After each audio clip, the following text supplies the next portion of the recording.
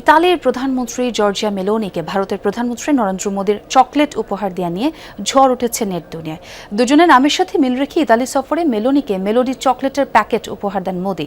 দুই দেশের দুই শীর্ষ নেতার এমন খুনসুটি ভাইরাল হয়েছে মেলোডি জুটি নামে। একের পর এক ট্রোল আর মিমে ছেয়ে গেছে নেট দুনিয়া। সিলন টি রপ্তানিতে শীর্ষে। Prime Minister Modi brought us a gift, a very good toffee. Italian প্রধানমন্ত্রী মেলোনি আর ভারতীয় প্রধানমন্ত্রী মোদি মেলোডি জুটি হিসেবে পরিচিতি সোশ্যাল মিডিয়ায়।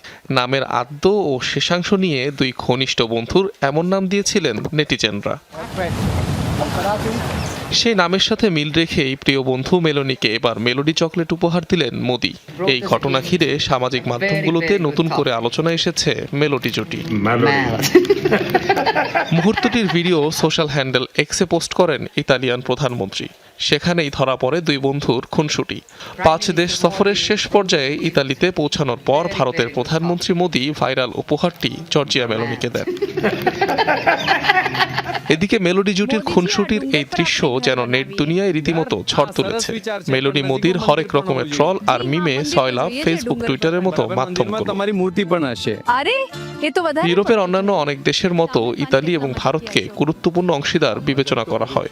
2023 সালে দিল্লিতে G20 সম্মেলনে এসেছিলেন মেলোনি। সে সময় থেকেই মোদির সঙ্গে তার বন্ধুত্বপূর্ণ সম্পর্ক নজর কেড়েছে সবার। অনিক রহমান, যমুনা নিউজ।